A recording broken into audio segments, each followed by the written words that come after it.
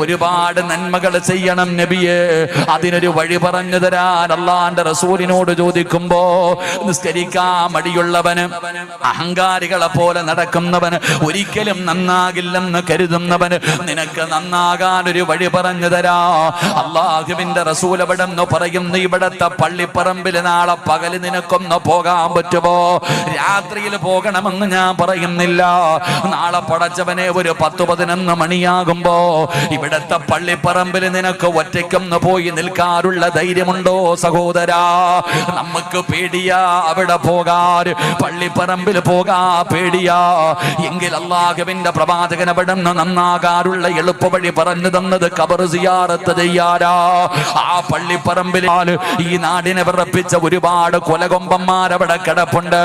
ഈ ദുനിയാവിന്റെ തൊലിക്ക് മുകളിലൂടെ പടച്ചവനെ മറന്നുകൊണ്ട് ധിക്കാരിയെ പോലെ ഞാനാണ് വലുതെന്ന് പറഞ്ഞുകൊണ്ട് നടന്ന പലരും ആ പള്ളിപ്പറമ്പിൽ കിടക്കുന്നുണ്ട്. അവന്റെ തലയിൽ, അവന്റെ തലച്ചോറിലെ വളം വലിച്ചെടുത്തിട്ട് അവന്റെ ഖബറിന്റെ മുകളിൽ ചെടികൾ നിൽക്കുകയാ. അതുകൊണ്ടാ പ്രവാചകൻ പറഞ്ഞത് ഖബറിന്റെ ചാരത്ത് പോകാൻ. എന്റെ പ്രിയപ്പെട്ട പെങ്ങള്, ഉസ്താദേ സീരിയൽ കാണുന്നത് നിർത്താൻ പറ്റുന്നില്ല, എന്റെ മോശമായ സ്വഭാവങ്ങൾ എനിക്ക് മാറ്റാൻ പറ്റുന്നില്ല. നീ പള്ളിപ്പറമ്പിൽ പോകണ്ട പെങ്ങള്. നന്നാകാനുള്ള എളുപ്പ വഴി എന്തെന്നറിയുമോ?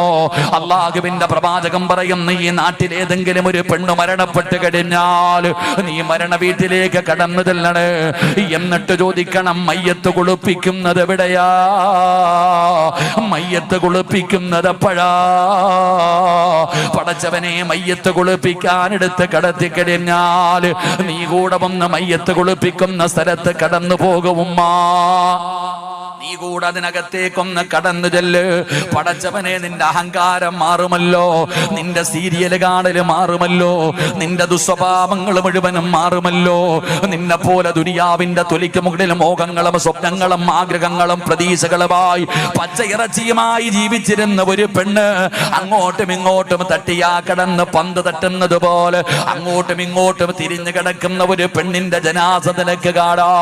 അത് കണ്ടു കഴിഞ്ഞാ നിന്റെ ജീവിതത്തിൽ മാറ്റം വരുമെന്ന. അതുകൊണ്ട് എന്റെ പ്രിയപ്പെട്ടവരോട് പറയുന്നു, ഖബർ കളിക്കാനുള്ള സ്ഥലമല്ല, തമാശ പറയാനുള്ള സ്ഥലമല്ല. എന്റെ പ്രിയപ്പെട്ടവരെ, മഹാനായ സയ്യിദുനാ ഉമർ ഇബ്നുൽ ഖത്താബ്, മഹാനായ സയ്യിദുനാ ഉസ്മാൻ ഇബ്നു അഫ്ഫാൻ റളിയല്ലാഹു തആല അൻഹു, എന്റെ പ്രിയപ്പെട്ട സഹോദരാ, ഖബർ എന്ന് പറഞ്ഞാ കളിക്കേണ്ട സ്ഥലമല്ല. ഖബറിന് നാവുണ്ട്, ഖബറിന് നാവുണ്ട്. നമ്മൾ സംസാരിക്കുന്നത് പോലെ ഖബർ സംസാരിക്കുമെന്ന